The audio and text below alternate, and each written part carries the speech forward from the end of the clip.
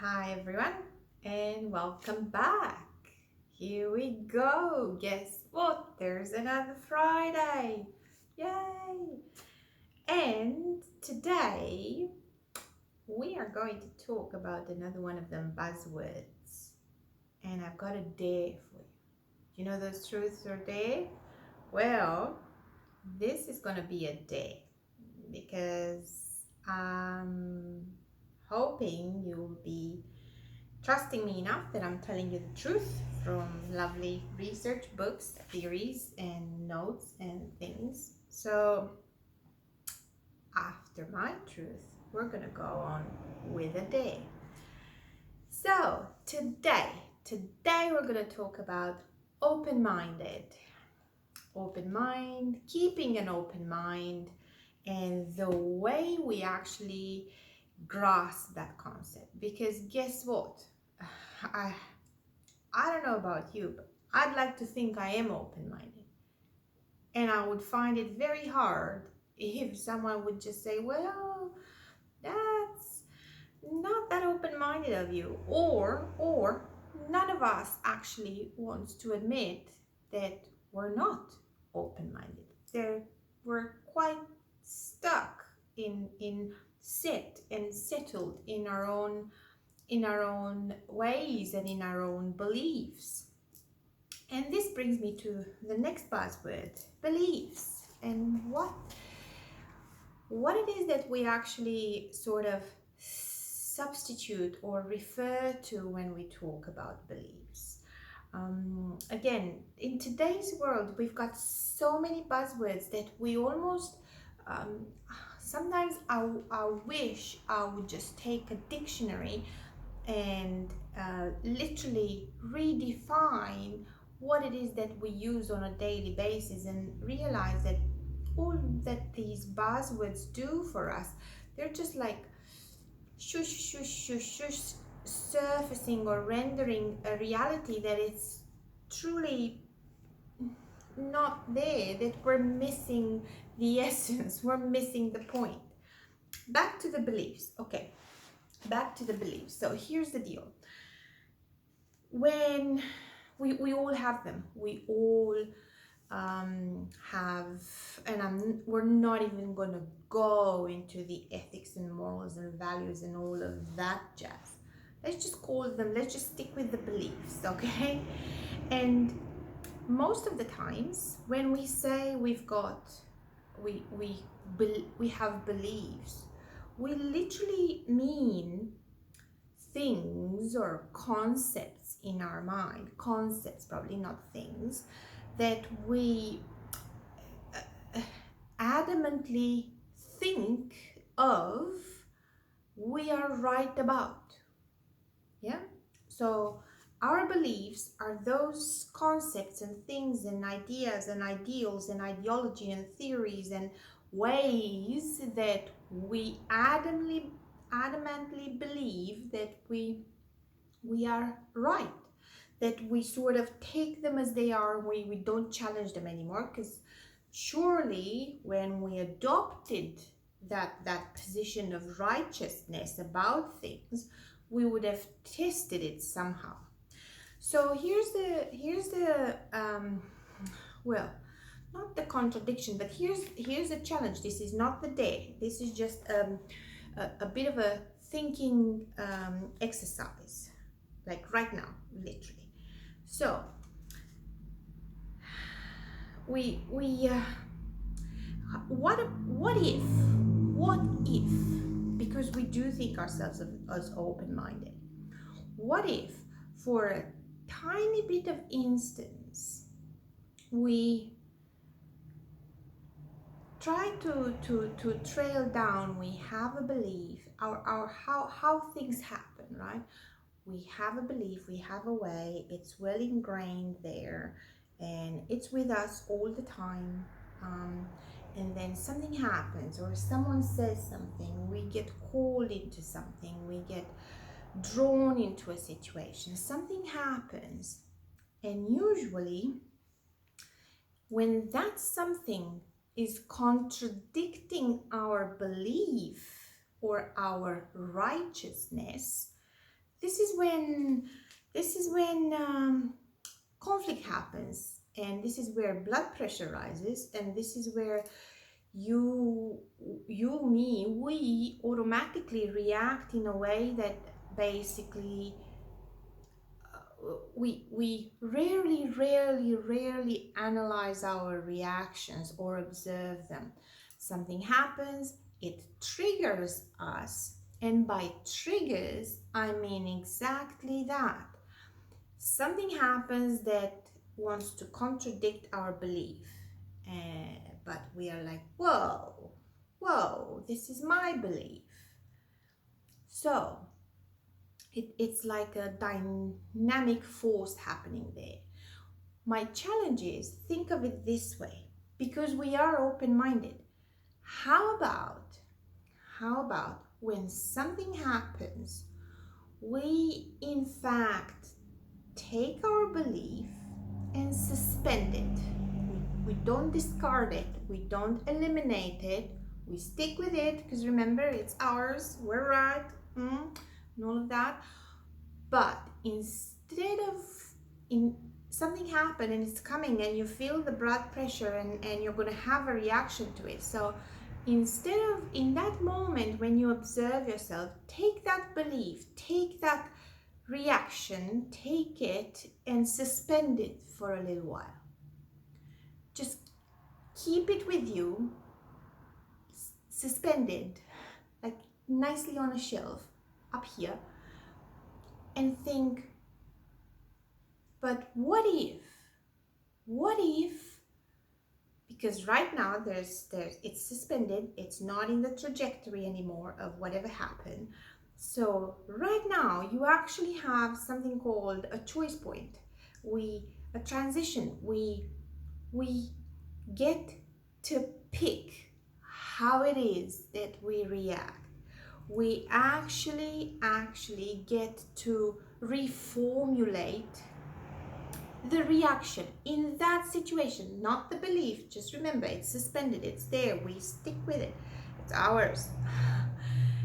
So in that choice point, because you've intentionally and purposely observed yourself, and you know when it's coming, you know it's going to hit you, you know how you're going to react, you suspend your belief, suspend your adversarial thoughts towards that, and think, what if, just what if I would actually deal with this differently? Either try it, instead of yes, say no, instead of no, say yes, instead of I don't know, your best friend saying come with me to yoga, and your belief is yoga. I have no patience for yoga, because I don't know why, I just know I don't like yoga. But instead of saying that, suspend that belief, stick with it, keep it, and choose to give it a try to something else. What if you try it? What if you give it a go? What if you, instead of saying I'll go for a beer, you go for your yoga, you just say, you know what, let's do the damn yoga. You know what, I have no idea about mountain biking, I never thought I would like it, but I'll give it a try. And this way you maintain your righteousness about something, but you're also able to consciously and purposely and intentionally stay open-minded and try things and give things a go. And I can tell you, in the background there's a whole science to it, in cognitive behavioral therapies and theories and everything like that, in the fact that our behavior and how we react is determined by many factors, and some of them are our thoughts. So what we're trying to achieve here is not alter our thoughts, stick to it, keep your values, keep your belief, keep keep it. It's yours. You earned it. But open-minded means not devaluing everything else. Open-minding means having your belief and still being able to deal with something else openly, and giving a chance to that other person, to that other party, to put their two bobs in. Yeah, maybe after yoga, who knows, you're gonna hate it anyway, but at least you tried it. In this instance, in this situation, with this particular person. So just because another sort of judgmental road that we go down on, when it's like, I know I don't like it and I tried it before and that's that, and I'm not changing my mind. You know what? Perfect example. I hate freaking kale. I've tried it before. You're not gonna catch me eating that thing again. But guess what? If I go tomorrow and visit my best friend or my someone, right? And they put a lot of thought into coming up with this amazing green dish that has nuts on top of it and coconut flakes, and it just smells delicious, and they say it's kale, I'm not gonna say no. I'm gonna give it another damn try. You know why? Even if I know I don't like it, it's a whole new situation. It's a whole new adventure.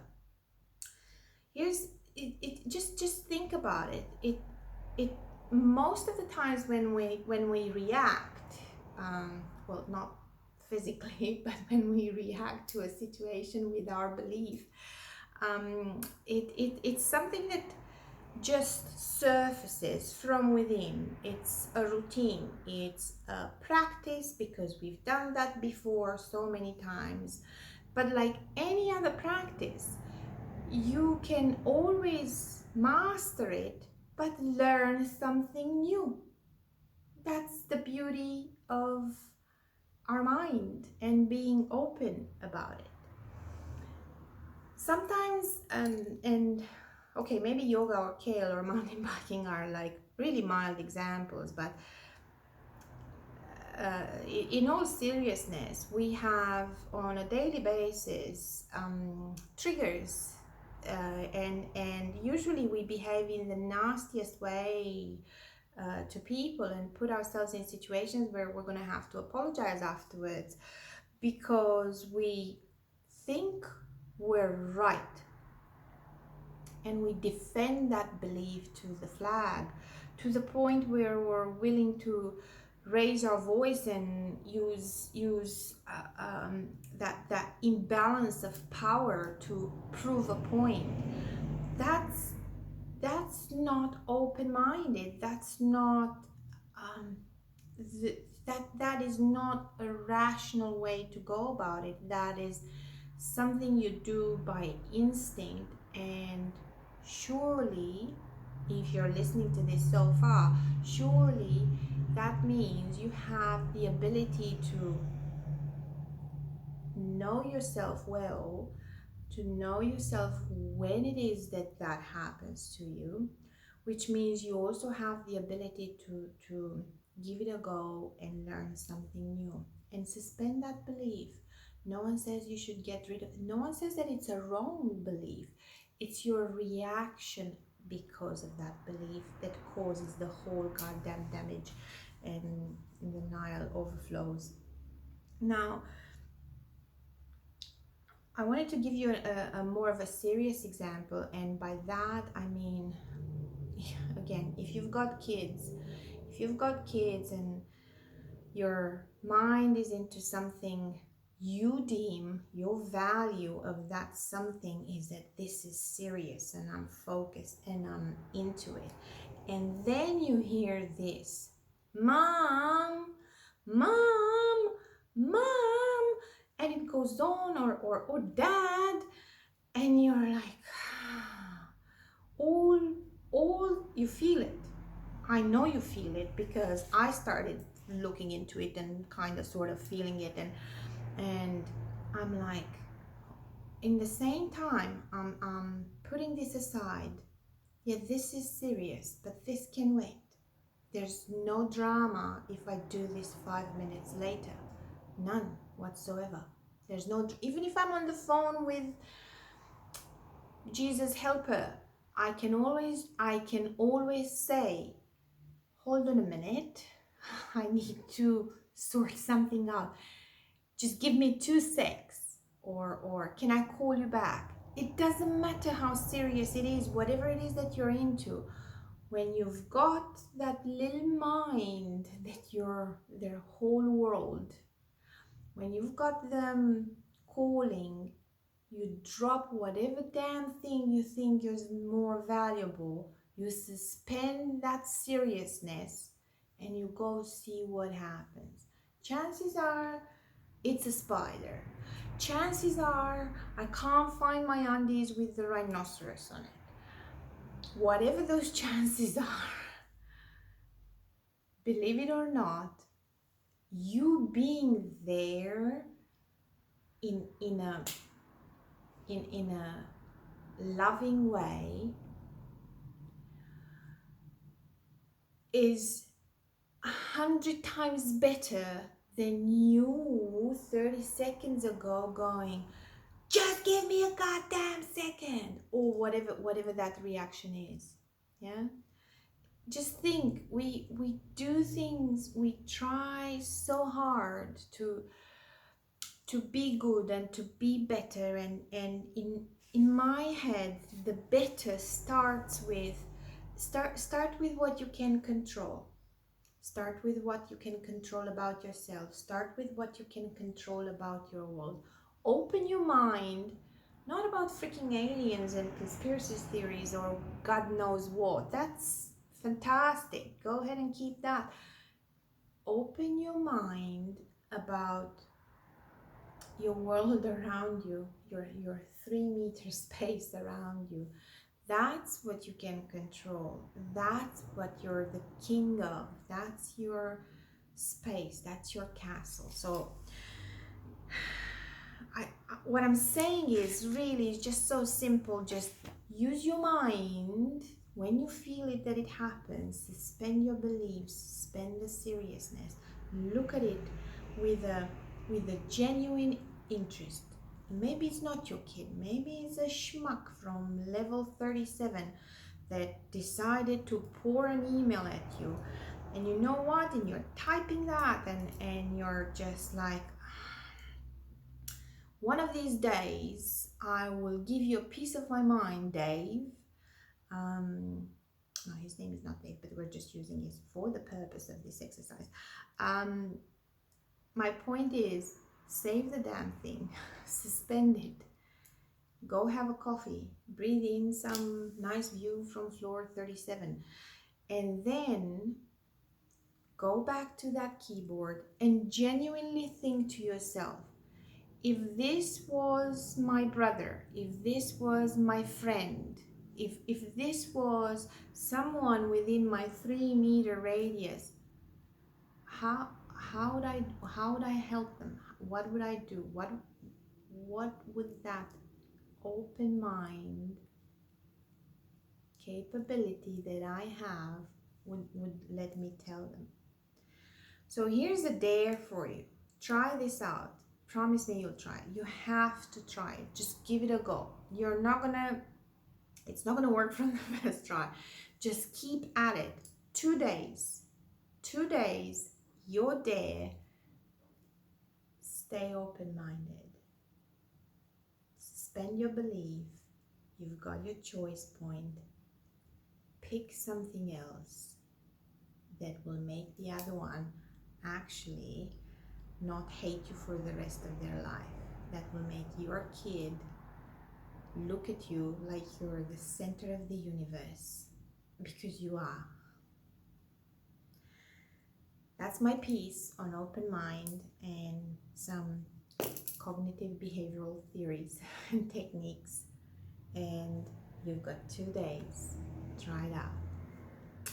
Thank you. See you next time.